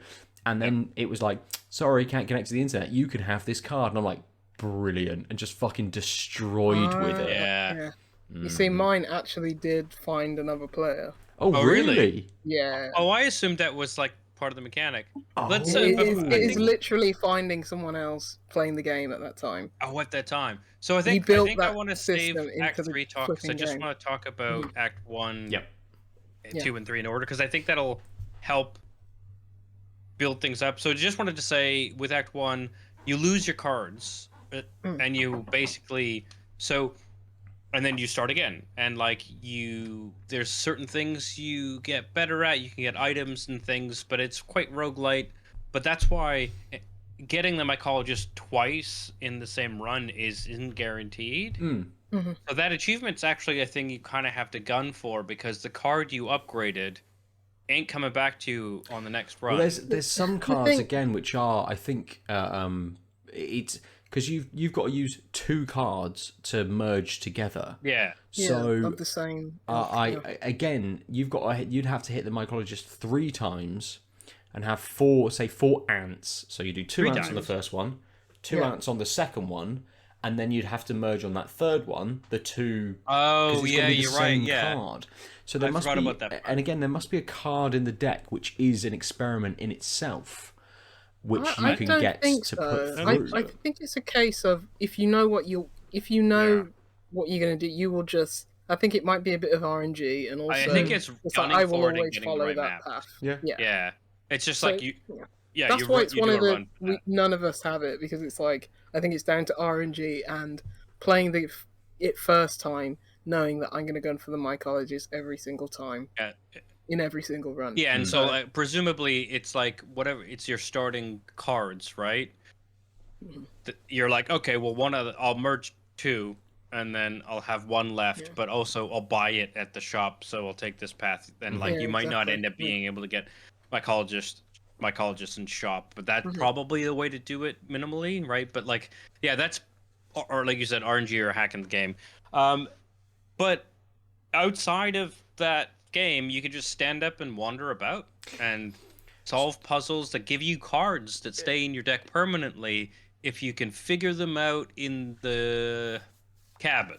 Yeah, so Yeah. my initial thought when I was playing through this, having heard a few rumblings from the both of you, was kind of like, I'm like, well, this is it, right? This is the game. that I've got Yeah. to work out how to get out of the cabin. Cabin? This is part of it. All the puzzles around the room, and there's lots of stuff within the room which you kind of don't do anything with. There's like a mace and a hammer bolted onto the yeah. wall and stuff. That Which hammer I is what you use later for. yes, so you don't use it at that yeah, point and yeah. stuff like this, and it comes later. And I'm walking around this cabin for fucking ages. Ah. Right, how do I do this? What do I need? What have I got to do? What's this plant for? Where am I putting this plant? Cool, I'll put this plant down here. What's this? Oh, now I've got this. It's one of those where you could just get lost in that first bit, and then do what I kind of did, and Act 2 Turn it happens, back. and I'm like, oh fuck, this oh shit, It's another alright. game. Yeah. Yeah, I was like, why is this Pokemon now? I don't want to play Pokemon. I played Pokemon. It was definitely Magic the Gathering. But like, so in the cabin, because I'm neurotic, as soon as I found out there were things, I tried to solve all the things as quick as possible. Yes. But it was like a bit like, right, like banging your head against things because I didn't know enough about the game because I hadn't progressed enough. But that meant when I got to the later parts of Act 1, I was like, because I figured out how to solve this puzzle, which was actually like all the puzzles in the 3 acts in the environment mirror mechanics in the game. Yeah. Mm. And the idea, I assume, is you learn the mechanic, you play with it, then you go and you're like, this is how I solve this puzzle. Well, I fucking figured out how to solve the puzzle, and then when I saw the mechanic, I was like, I got it. Because Yeah, I'm an idiot. that's But a also, rewarding like, thing, though. You can do it allows either both. way. Yeah. Mm. Yeah, and so you like find out that there are 4 beings, and Leshy, the guy who's, I don't know, testing you, is one of them. He's like the weird swamp man, and there's a computer, and then there's a magician, and a zombie lady. Yeah. Yeah. And you like go through the thing, and then you end up having to fight them all in boss battles on your roguelike run, and then you wins, you get them all, and then you're in Act 2, and the game is different. You're in a top-down RPG with a collectible card game. Yeah, it's yeah, I mean, I played this before. I didn't want to give any spoilers away from you two, but Yeah, I I appreciate didn't. that. When people say like, "Oh, there are acts to this game," I didn't even know that. It's like, I think saying, "Oh yeah, there are 3 acts to it," is probably the nicest way of saying, like, look, keep going through the roguelite thing, Yes. and you'll find other things. But I actually just think not even saying there's 3 acts, breadcrumbs. because Yeah. like by the time I you wouldn't finish say that Act, to other people. I was just I saying think just that saying you, there's so a you can there's hurry a up and big finish the change, game. and you won't not know it's a big change. Yeah. But I didn't even know that at that point, Yeah. so it's No. just like, what is? But this? again, the crumbs for something more are there. When you pick up the cards, the ones the one-eyed wolf is obviously Magnificus, and the stoat is PO3 and stuff like that. They're baked in to sort of this early part of the game. And again, I was there thinking, well, this is it, right? This is all it's kind of going to be, and I would have been happy with that. Like I really enjoyed that first act, or that first part of the game where you're trying to beat sort of Leshy, and how you progress through kind of with that. But it not necessarily kind of like mind-blowing, but for it to then become in Act 2 a much larger experience, suddenly you're not just playing with a beast deck. Yeah. There's 4 decks, each Which one with did you very different Yeah, I wanted to mechanics. ask. So I went with the bone deck. That's the one I want to do in my playthrough that I'm doing now. with the zombie deck. I struggled with it at first, and went and kind of, because you can go and defeat her or go back to defeat Leshy in Act 2. And I tried to beat her with my bone deck, and I'm like, I'm not getting anywhere. I'm going to go and smash up Leshy and stuff, and then get that beast deck, and then have that combined kind of deck to go back to to beat that. So the main mechanic here is, as you finish fights or go to places, you can get cards via packs, and you get a random set of cards. It's Magic the Gathering, right? Like, It's or not, Pokemon. it's Pokemon. I mean, it's not not. everything's magic. They literally refer to things like Moxen, which are Magic the Gathering, the most Pokemon, expensive. I don't know what a Mox is. Yeah. I've heard you talk about magic. If you never mentioned a Mox. It's because the Mox are extremely expensive, like $2,000 cards. But so so I like that it's like there are 4 decks. There's like the blood sacrifice deck that's very similar to how you started. There's the bone in Act 1. There's the bone deck, and then there's this like robot deck and this magic deck. But what's interesting, what I thought was really interesting, is they called it 4 different decks. But of course, you can't win Act 1 without playing Bone Blood. Yep. Right, because you get these cards and you use them, right? And you'll and so because of that, even if you don't know that, like in games like Magic or Pokemon, you almost, the stronger decks are always the ones that you try and make out of like trying to minimize the weaknesses of one color or type, and take the strengths of another one. It's usually multicolored decks, right? And by the design of Act 1, you immediately understand in Act 2, even if you've never played one of these games, that you're probably best off, at least in the beginning, trying to like cobble something stronger together, Yeah, which is what Ben was absolutely. saying. Because they're kind of separate currencies as well. Yeah. You almost have two strategies to play on, say, one turn. So you might be like, cool, I've got these skeletons and they cost nothing to play, but I can play two of them, which means that I can then play a much more powerful blood card because I can sacrifice the two skeletons. I'll get bones for them dying, which means I can then play some more of this death deck again on the next turn because I have the bones from it. And it kind of builds in that sort of way really, really well. And I think that comes across more so in Act 3 as well, when you're much more playing as kind of that electronic machine kind of deck, and you're very reliant on going, well, I've got one energy, brilliant, I can't do fucking anything. I'm kind of annoyed that Act 3 was I didn't play with robots at all in Act 2 because that's like a leg up on Act 3. Yeah, I played as the robot in Act 2, and I struggled initially, like you, Ben. Mainly because I was like, I think it was late at night when I started Act 2, and it's like, okay, just auto-complete deck, and I was like, no, actually, I'm going to enjoy putting my deck together, because I really want to dig into these mechanics, but really set me up for Act 3, because I think I died once in Act 3, and that was it. And it's just yeah, I destroyed Act 3, because it's so like, I know which robots I want. I destroyed Act 2. I played the stupid ass magic deck, like the most dirtily controlled, difficult. Yeah, but the thing is, because that is it took me a while. In a nutshell. I flipped into fighting Leshy immediately, and it took a bit of card. I had to get a couple cards off of his like 3 minions, and then I couldn't beat him one of the minions right away, and I wandered about, did a random fight. I did a couple fights in the bone area, came back up, and then Jindis just swept the game except for 2 fights, and I can't remember what they were, but it was just that like they were perfectly aligned with not working with my mechanic because I didn't make a hybrid deck. I stuck with my robots, 3 colors of magic stuff, and I made a blue orange magic deck.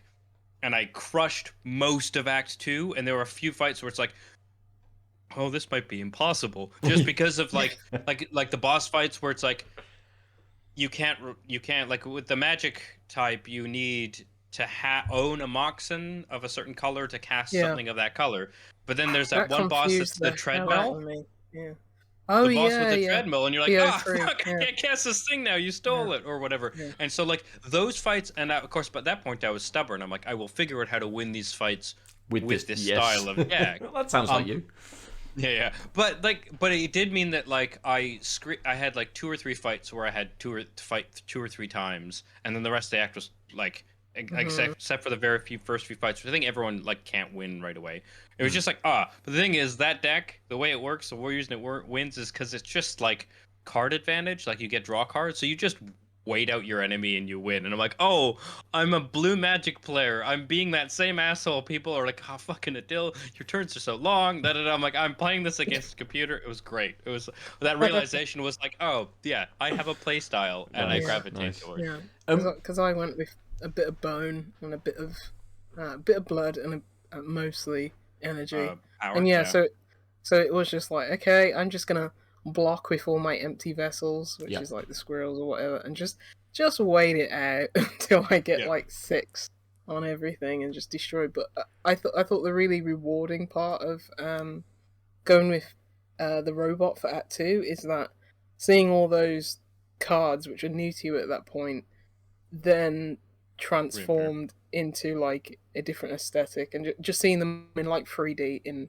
Act 3, getting so used to those cards during that, and then see them in a different aesthetic in Act 3 was really rewarding. I really like that jump in Act 3 to take you back to kind of the familiarity of Act 1, setting it back up in that same kind of idea. Here is the table, here is the game space. But you can get up 5 lanes. And go 5 lanes instead, and there's lots of other stuff kind of tied to that, with the different plugins. You get the energy, and then you go and find do a few sort of puzzles in there and find the gem kind of plug-in to be able to play those cards and things like that. When you first try and get up from the table and you're like trapped in there, you're like, what is going on? Yeah. That was like, holy hell. I suppose it's a good point to bring in then the kind of the ARG kind of element to it. or what would appear to be sort of an ARG element to it. You know, all of these kind of videos, cutscenes of Luke. I can't remember his sort of YouTube Lucky handle. Carter. Yes, the Lucky Carter. Yeah. That's it. And kind of the way that story all sort of plays in.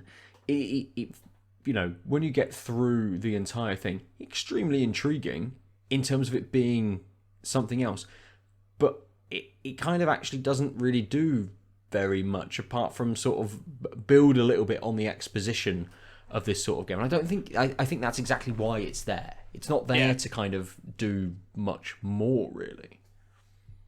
I mean, there might be other things going on, but I agree. I think it's there to make it mysterious, and the fact that it happens between acts, right? Like it's like, hey, it's a really smart transition between Act 1 and 2, especially because it's like, oh right, I'm playing a game. Here's the central conceit. I'm playing a game, and now what? But like, it's not just like, the game is now this now. It's like, here's a bunch of mystery about this. There's something weird about here's your like narrative dump, but in a very weird way. Yes. That is more questions than answers. And then you're like, okay, oh wait, what? I'm in an 8-bit top-down wander the world thing.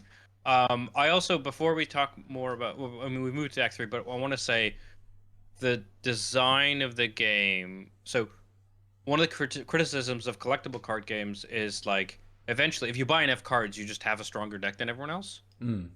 Right? Like, if I just buy enough cards, I'll get enough rares, and my rare-only deck will beat someone who's a better player than me. Is a thing that's people complain about. They call it pay to win. That's why things like Magic have certain formats where really powerful cards are allowed, and formats where they're not, to like mitigate that. Act 2 being a collectible card game is so smart because you just keep playing and getting cards, and as long as you're trying, you'll get stronger cards to get rid of your weaker cards. You'll beat Act 2, right? You might beat it quickly or not so quickly, but because there's this influx of cards, and you never lose cards because you're not rogueliking anymore, but because, and the game started in that roguelike mentality, I kind of felt great at winning all the time. It's like, oh, I've played enough matches and opened up cards, and I have some decent ones, and I have 2 of this fucking rare that really owns. Of course I won. But I don't, unless you think about it, you're just like, you're still in the same idea of, oh man, I'm just winning. This is great. And it's because Act 1 set you up. It's like such a really smartly placed Act 2. I love how it just plays into the whole meta of card games, especially someone who doesn't play card games. It's like, okay, you're playing this roguelike, and it's like, okay, you can't get too familiar with the cards that you're having because, as you say, they change run to run. And then Act 2, you become what you hate the most, a collectible card game player, and then you enjoy building your deck. And then by Act 3, you see the follies of life and of being a, you know, neurotic, I have to collect them all card gamer, because that's literally what led to Luke's demise, where it's like, he dug too far. He couldn't leave the inscription cards alone. He had to go find them, and I just love that whole arc, and how it plays into the gameplay so well. So yeah, I really enjoyed that. The other thing Really I'll say smart. about like the meta card game narrative, so like, it's interesting because Act 1 is essentially the most modern of card games, which is the like PC-based roguelike, churn it out, get better, etc. Deck build on the fly, lose things, gain things. Act 2 is like the OG Magic Pokemon 1990s mode. Act 3 is essentially the first PC versions of these games, like Hearthstone. Which, what they did was, like, these games, they introduced the idea that every round, like, I'm going to track everything for you, and every round you just get another resource, versus things like Magic, which had, like, mana, right? You pay 1 land a turn, and then, like, it was cumbersome. And, like, the Act 2 is really smart about giving you different resources to manage, but it was still like, I have to do it myself. Bones, blood, whatever. And Act 3 is just like, tick it up. And that's what, like, why people like Hearthstone, but then end up bouncing from it is because it's too simple. Because the resource management of more complex games isn't there. But like there's a lot of these games, and this is very much, and like there's enough complexity that it's fun. But it very much wasn't a thing that was like really introduced in card games before. Like, because it's just easier to track turn time here. Like, oh, I'm on turn 3, so I have 3 resources. Computer tells you that. But if you're in the middle of like you draw a card on a tabletop, you're like, wait, what turn is this? And you don't have something to show. That's like, it's harder, right? That's why this is a mechanic in PC. And so I really like that it's like modern, old school, middle ground is like the But then transition. then it all goes back to, I don't know how much of the ARG, which has been solved now that you read, but it all started with Carnaffle, which is like one of the oldest games, card games ever, and that is where the Carnaffle code, and it relates to Hitler and stuff like that. And you haven't read about the ARG bit? I have not, no. Okay, you lot really need to do that because I don't know how you lot finished the game and didn't look into that, like the whole ARG. Well, I like think it was what Inscryption is and why the old data. Were you not obsessed about that? Yeah, I didn't realize it had been solved when I finished. Yeah, I think it got solved like the day or something before Oh, I really? finished. Yeah. But yeah, it's basically they hid this evil code or something, this very occultist kind of like code, which very in line with like with the Nazis and stuff like that. And basically on Hitler's dead body they found the Carnaffle code, which was written on like the Carnaffle cards, and they inscribed it into a floppy disk game, and that's why the floppy disk is evil and has corrupted this what was meant to be this normal game, or Game Funa is secretly some Cold War front, and and it's just it has layers, but it does, and it gives you lots of that in the sort of the video things. There's lots of them where it's kind of like, here is Luke, so we know that there's a video, and then it'd be like a staticky image, so like, oh, this is like an error one. But in one of those staticky ones, it then kicks into showing this piece of paper.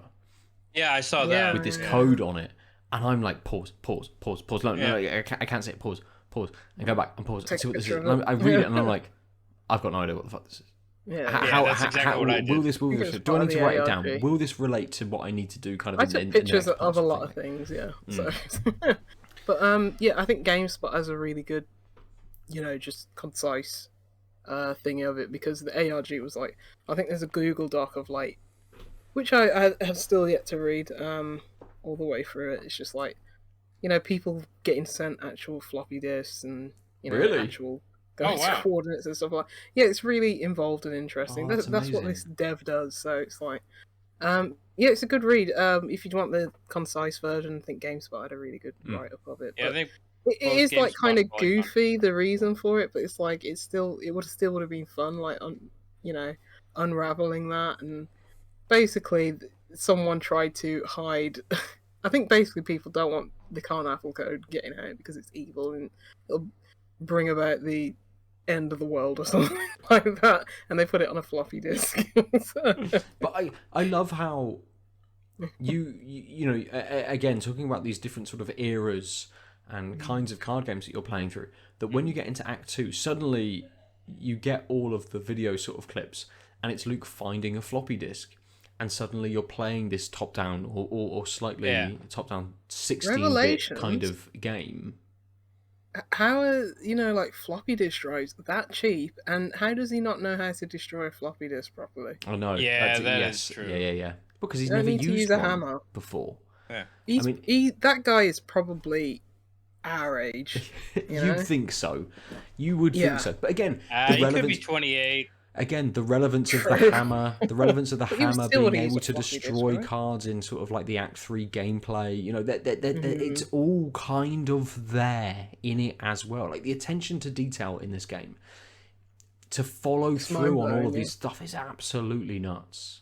Yeah, and that's just like some of the things that you don't you see, and like there are things where it's like you can skip second phases of bosses if you do the right thing, and it's just like these 1% scenarios. Oh yeah.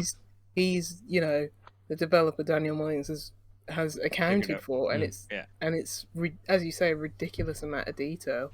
There's Like the one I just want to have a mention quick example of is all the waypoint people do it. Is PO3, the treadmill one, and he scans it in Act 2, and it's like, oh, okay, the second act he scans all the cards on the board, Yeah. and he uses those against you, I think. Mhm. What the waypoint guys were using, mostly skeletons and bones. They picked the magic thing like you, but they were using skeletons and bones. So at the start of Act 2, because the skeletons, once they attack, they just disappear. Yeah. They had nothing on the board, and then he's like, "Oh, I have nothing to scan. You win." And it's just like, brilliant. Oh, that's so smart.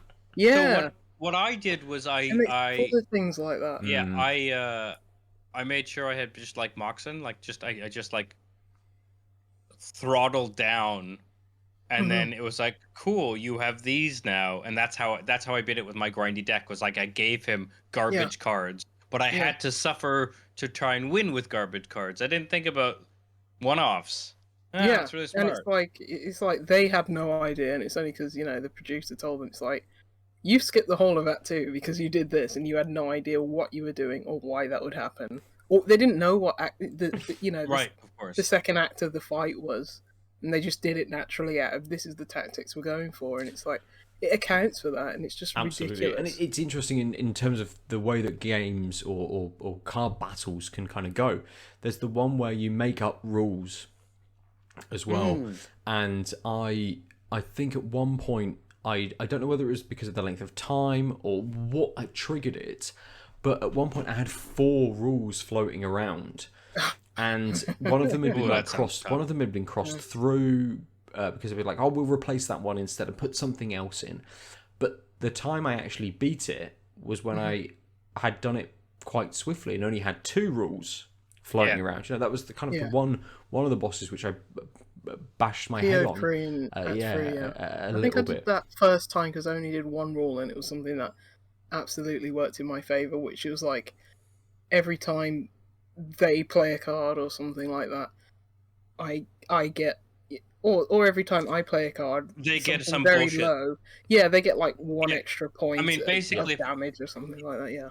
Yeah, if you play flyers again, if you have a flyer-based deck, for example, then telling them to just get this low-powered card each time is great because it clogs the board up and they can get powerful things so you're hitting above them. Yeah. Like things like that where it's like, it took me a couple of tries on that fight, but it was basically, oh, wait, I don't care if you get that. Take as many as you want because it's preventing your shit from getting in my way. And I had a lot of sniper bots and a couple of flyers. And so the time the second time once I figured that out, I just didn't draw the right cards. I was like, okay, well now I'm giving you things that slowly whittle me down. Third time it was just like some bullshit, sniper, flyer. It's like, okay, keep your things. I'll just make There's great. Tons of those individual strategies for each match, and like in Act 1, it was like the fisherman, like the shark boss. It's the like angler. Yes, it's like, okay, just steal my squirrels, or because they're doing nothing to me. They're just blocking. And it's like, I'm only going to fight down 1 lane. You get your chum bucket, which turns into a shark. It's like, I only just need to kill that 1 shark, and then just go down that 1 lane and kill you. Well, as soon as you realize that, like, the angler puts his hook out, and whatever you put out last after his hook is out, he'll take. You're like, take all me squirrels. Here, let me grab a squirrel from the pile. Let me just give you that. But also, it's one of those. It's one of those battles you can kind of grind down because again, the chum buckets only appear against cards where you already have stuff. So you can be like, well, I've got a squirrel and another card. You've stolen my squirrel, and I will use this card to just bash you continuously. In the next turn, here's the chum bucket, and I have 3 lovely little lanes that I can just lay stuff out on to smash the shit out of you. Yeah, exactly. Yeah. There's another mechanic in the 3rd act where you can upgrade cards, and it will put on this sort of like ability where they're super sort of effective, but if they die in a battle, that's it, you lose the card. Yeah. And I didn't, because I didn't think it would be a good idea, but I didn't use it on any of the like character cards. On the ones that were sort of leshy and stuff like this. And it'd be interesting to see if there would be any difference in terms of the kind of the overarching sort of game, whether it's just the card, or whether suddenly that leshy is like gone.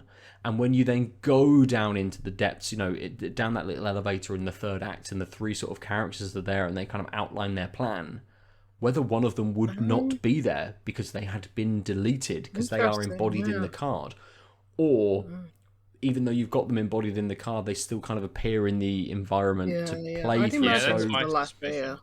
But yeah, I definitely fell for the pick a file in your directory, and this one will get deleted if it dies in the battle. Yep. And I was like, yeah, let's do it. Let's just go for it, because I had recently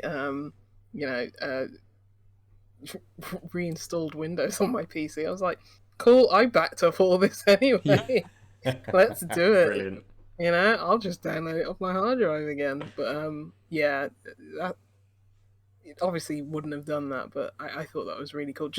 It just puts that seed of doubt in your mind. Well, it's like, exactly, I love the way it just reads your drive, and just then you can roll through all of your files. So the first time it asked for a file, did any of you pick a picture? Yes. Yeah. no. Because then it shows the picture up on the It does, spot. yeah. Does it? Oh, it's so cool. It Yeah, you're does like, it. oh shit, and then you're like, No. And then This is it a brings bit in all weird. your Steam I picked friends. up something big. Yeah. I was like, oh, it's because it did that with Pony Island. Like that tricked me when it happened in Pony Island, when it's like you get messages from people, and it's like, in Steam directory. That got me, because it pops up like the actual Steam thing, and it's like a message. It's like, what are you doing? And it's like, oh, you see me playing this game. But yeah, I thought that was super neat. But and then when it asked like later on, it was like, give me a file, and it's like, here's a 4 gig movie file. It's like, Yeah. well, that's a big one. Here's a great thing. I'm like, I'm glad I picked a big file. yeah, I think I picked something similar. Yeah. Yeah, I think it tries to Or- preempt you in that sort of sense.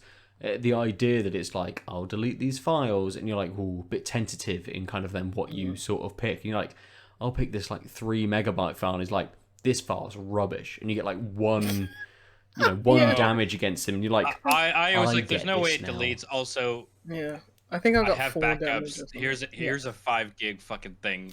I was like, I haven't watched this movie in ages Yeah. anyway, but also it's like, unless you're double bluffing me, I'm gonna assume what you're trying to say, it convinced me to do, is do a small thing. Here's the biggest fucking file I can find easily. Yeah, I was like, here, just take my whole user data. And Here's whatever page you files want. at SYS. Oh no, it deleted it, and now everything crashes. Oh no. to kind of round out our chat on Can I Inscryption. just tell you one more? Absolutely, Yeah. yeah. Which We all roll I'd be through one thing. remiss if I didn't say it. The apparently this may just be a rumor that the kids told me in the playground, but apparently, if Uncle when who you works for stab out your eye, Yep, and you can pick up the one that has like the you can see the magic. Yeah. ultraviolet text in it.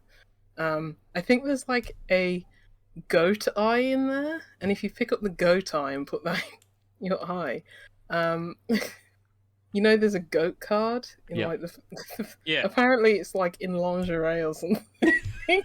But every time you look at it, you've got the goat eye. I mean, that's amazing. It if is, true. and I could absolutely believe that would be Yeah. true. I I don't didn't- know if I haven't corroborated it yet, but Yeah. if that would Again, be awesome. there was Yeah. there's like an eye with 2 pupils as well. It'd be like I didn't try Yeah. any of those out. I always went for the No, fucking magic I eye, was like because of course immediately- you do, because you're pulled towards it because You're it's drawn covered to in it, yeah. colours and stuff. But and it solves the puzzle for you. exactly. One last question: what did you all go with the infinite squirrels to win the first So act? I didn't win the Totals. first act with infinite squirrels. Mm. Because I had basically I did a hard fight, and then the next fight I just lost. And the next time I came around, I did something else. But I really enjoyed how it like clearly telegraphed this as a strategy. It draws you to that, and then because when I played it, I was like, hold on, infinite squirrels, and I played a few rounds. It's like, have I broken the game? And I was like, I'm gonna beat this because there's no way I can lose as long as I play carefully. Yeah. There's no way I can lose this. I think I didn't play infinite squirrels. I played squirrels with like the thorn shield. So they always, if they hit a squirrel, they always take a damage. And basically, I'm like squirrel, bash, bash. Cool. I've now got a lane. Your squirrel deck actually has a limit, but the key, by giving it recursion, essentially, it's like back in your hand, cast for free. Yep. Which I was like, oh yeah, you're right. It guides you there. It clearly gives you those upgrades, but in such a subtle way that you think you've like. Yeah, I thought I broke the game. I was like, what's happened? It also. So when you got the infinite squirrels at the deal, I was like, that's by design. You know, he wanted to beat. It works well as well if you get like the rabbits and stuff like that, where suddenly like you play a card. And it will bring a rabbit into your hand, and then you play that card, and it will bring a rabbit into you. Doing those kinds of things. Like there are loads I think of these the key is elements. that the game is well designed. That in all 3 acts, there are ways of doing loops. Yes. Yeah. And loops are like, if you know card games, a loop is usually a broken thing. Mm-hmm. Like in Magic, the way you win often is like, I do this thing, and because of this thing, I get to do this thing again. So I do this infinite times. Oh, but also this guy's here, so every time I do it, you get a damage. You're done. Yeah. Mm-hmm. Yeah. Which So I know that's like a thing, because one of the achievements is called Blood Artist, and in Magic, it's when something dies. When any creature dies, there's a card called Blood Artist, and he's a 0/1, and it says when a creature dies, do 1 damage, or drain an opponent for 1 life, basically. Do 1 damage to opponent, you gain 1 life. Which, when you have a loop of like sacrifice a creature, a new creature comes up, will just kill them. Mm-hmm. Yeah, you can get like an infinitely strong Ouroboros that does like. The Ouroboros! I'm so sad I didn't. Like I was like, I realized in Act 3, I was like, oh, I'm a fucking idiot. Of course, that's what this card does. And then I had a really good time in Act 3 when I got into tougher fights. I'm like, I'm gonna try and lose this fight just so that my Ouroboros dies. But it's the same Ouroboros stats in Act 2 and 3. Yeah, it carries over. I didn't even look at that. That was not a mechanic that I was paying attention to. Yeah. There's tons of stuff. So there's again, as my final sort of thought, there's loads of little bits in this game as well. So there's when you're rolling through Act 3. When you go to the bottom right section, which in Act 2, because it just rips that sort of map up and places sort of like Leshy and the zombie sort of woman in the same place. When you go down into the crypt area, there is a padlock on a door, and I googled it because I'm like, how do I do this? Like, I'm just about to go and finish Act 2. I want to Act 3. I know that I've got to be really close. I want to know what this door is going to do. And I googled it, and you have to do stuff in Act 2. There's like keys you've got to get. There's extra bits you've got to do, and I'm like, all of that completely missed. Went past me, and I had no idea. So it's just something I will not experience. I think like the reward will just be like a very powerful kind of card and things like that. Is it the Bone Lord that's down there? I just like something like that. Yeah. And there's I ideas about some like evil, weird demon dragon-y thing in Act 2. And then there's when you progress through Act 3. There's then the idea that the game is deleting, and you fight kind of each of these sort of lords as such, and you get to the pirate. As you move across this sort of like chessboard, you kind of get to the pirate, and then the game deletes. And there's tons of talk about, does the pirate exist? Is there a pirate fight? Where's the pirate? What's the there's so much more to this sort of game. All those assets. I was like, yeah, we're gonna do a pirate fight. Exactly. the assets as well are there, which kind of makes you then believe that something is hidden, that maybe you have missed it, but actually probably haven't. It just dies at that point for everybody. I really enjoyed that end of the game where everything's deleting itself, so you're doing half fights, because I feel like it was basically just a flex of like, I could have made this engine and this mechanic and this design for a card game, or That's this how one, good or I this am. one. Like completely It's different so aesthetic. it's so good because it's just like I wanted to play more of that one. The one thing I will say is the beta, you can apply to be. You can just go, if you own Inscryption, you can follow the directions on their website and go into the Casey's mod, I think it's called. Yeah. A Casey's mod, which is currently an open beta, and it's basically Act 1 as And the the game third. that people wanted. Yeah. As is in, So like, hilarious. people, I There mean, are people complaining. It's like, I will, Yeah. why did well, then it fucking say-" restart the game, play that again. Yeah. But I realized that what I wanted to do, so like I said, the brilliance of Act 2 is you will always win, right? Because you'll just get enough cards. But then I realized, but I played such a tight, like, I'm doing 2 colors of just the magic, and then I didn't get back to it, and it's like, when Lucy told me that she did like the robot version, I mean, now I understand how their mechanic works, but at the time I was like, I kind of wish I could have played that. And so I hope that there's a version where I can start or like save and like just explore the different mechanics and design in Act 2, but you'd have to like throw out your card collection otherwise. You can after you finish the game, you can go back to the start of each act. Like, Oh, can you? Oh, I didn't even try. like Act 1 is like separated into like the tutorial bit of the game where it's like Right. you die first, and then you can start at the point where it's like, okay, I know what I'm doing, collecting cards and all that stuff, and then you can start right from Act 2 and right from Act 3, which is good. So, I'm replaying through it.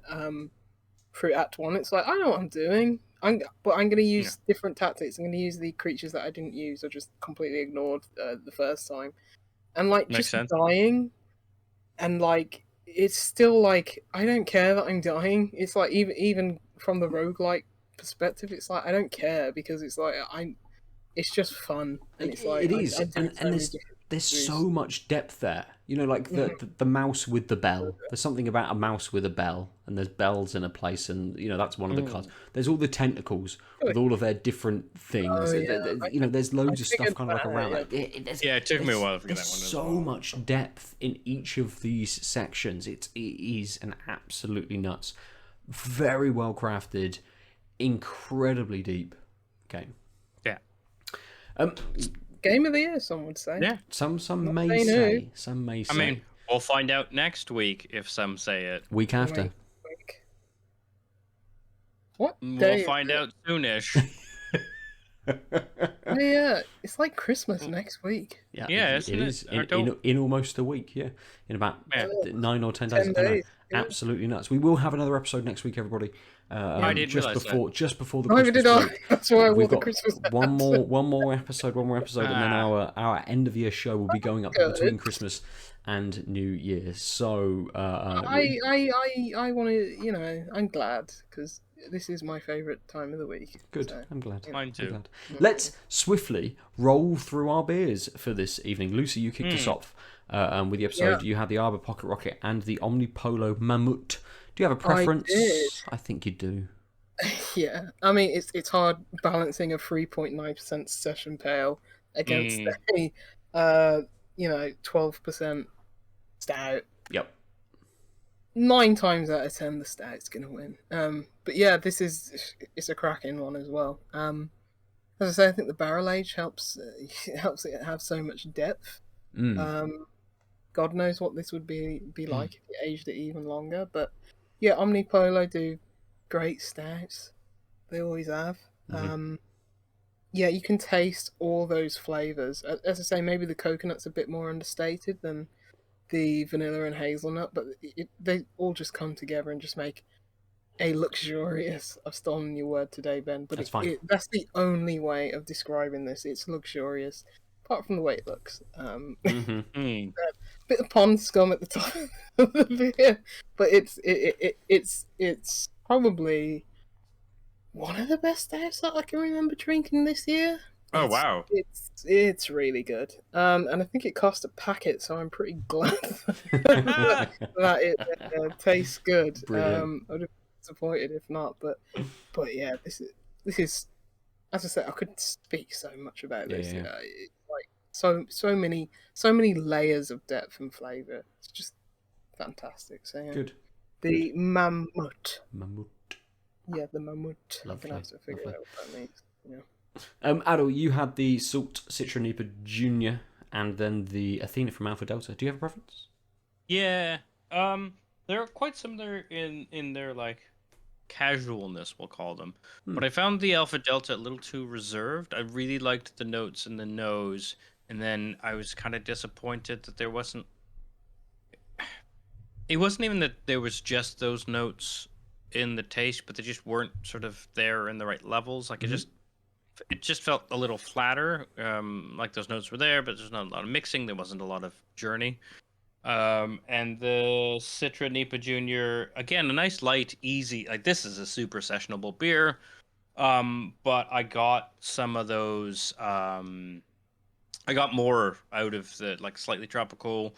Very obviously citrus. It's got citra based notes, but like in the citrus there was hints of orange and a touch of maybe lemon tartness, but and some key lime. Like there was just a nice, interesting balance.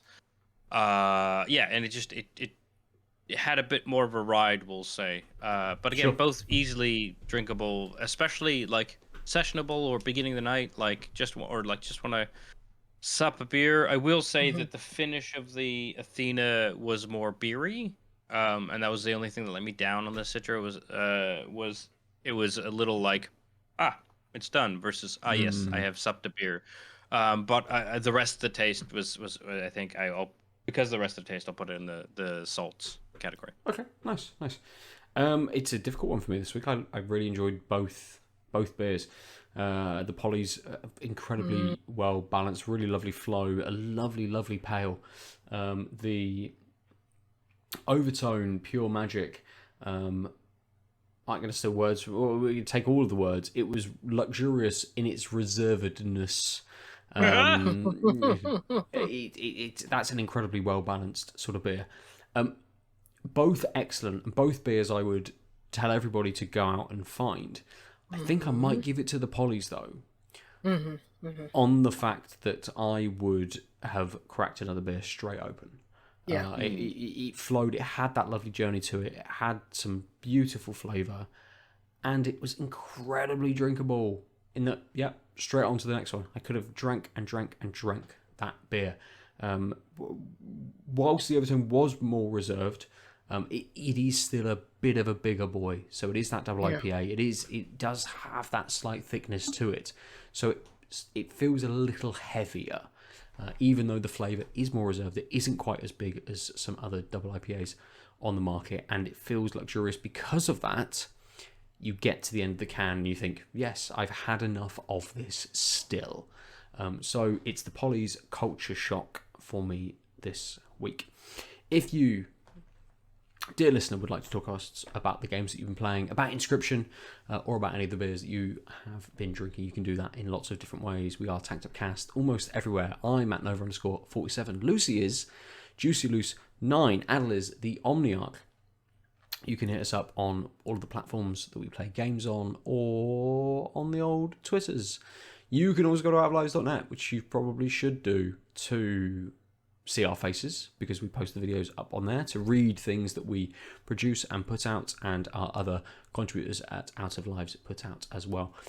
If you want to talk to us on the daily, you can do that on our Discord server, which is linked on one of our posts on outoflives.net, or give one of us a shout and we'll share the link with you.